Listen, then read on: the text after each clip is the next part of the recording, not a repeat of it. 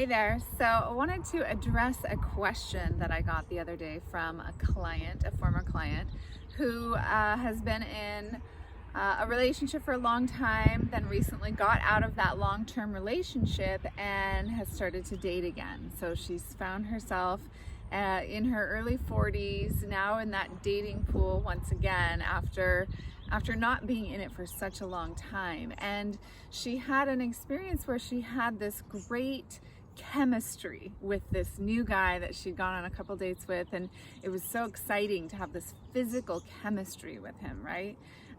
So they got frisky, they had a good time, all was well, but then as they continued to date and they continued to get to know each other, they realized that they weren't actually compatible with one another. They didn't really enjoy doing the same things. They didn't speak the same language. They didn't have the same sort of thought patterns around just the reality of how life works.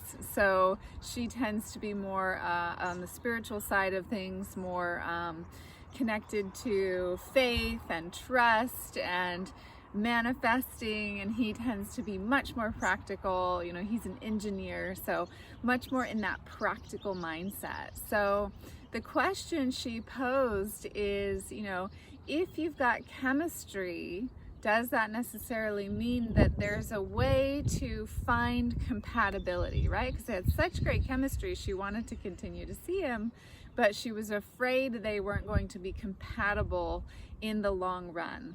So the truth is that chemistry and compatibility don't always go hand in hand. They don't always pair up the way we want them to. And that's why, you know, finding the one who matches you in both of those ways is such a gift when you do find it.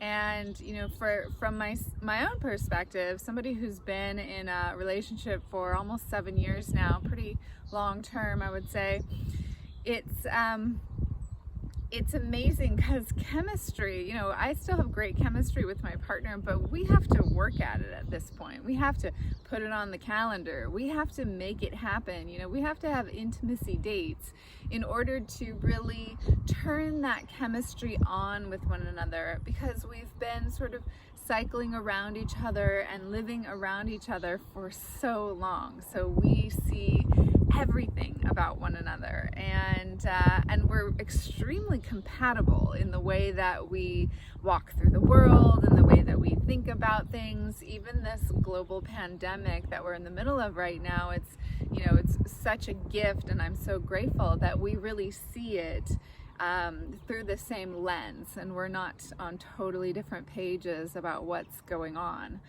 So it's just, it's one of those things that you want to look for both. You want to look for that chemistry, and you have to know that over a long period of time, if you're going through a long-term relationship, that chemistry is going to have to get worked on. You're going to have to continue to nurture and give time and energy to maintain that amazing chemistry that your bodies just have together. So there's really that sort of physical aspect of things.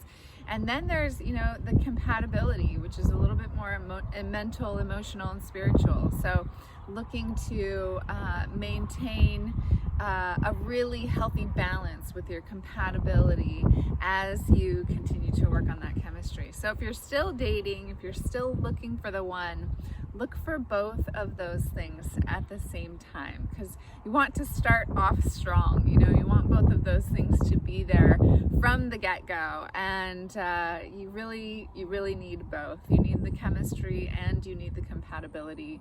If you shortchange yourself on either one, if you find a guy you really like, the chemistry's great, and you shortchange yourself on the compatibility, in the long run you're going to be disappointed over and over again, which is going to deplete your chi and energy and take you into a downward spiral. We don't want that, right? And if you've got that amazing compatibility, like really good friends, like to hike together, like to cook together, like to do all these things together, but the chemistry isn't there, then I also recommend that you continue your search, continue to look, because it's hard to bring chemistry out of nowhere. It can be done, but but it's a lot harder, and in the long run, as I said, you know, you got to actually work at that chemistry the longer you're with someone, and that you don't want to be working on it from the get-go, from the very start. So my friends, sending you so much love and blessings. Gorgeous day here in Santa Cruz, California. Sending you all my love. Namaste.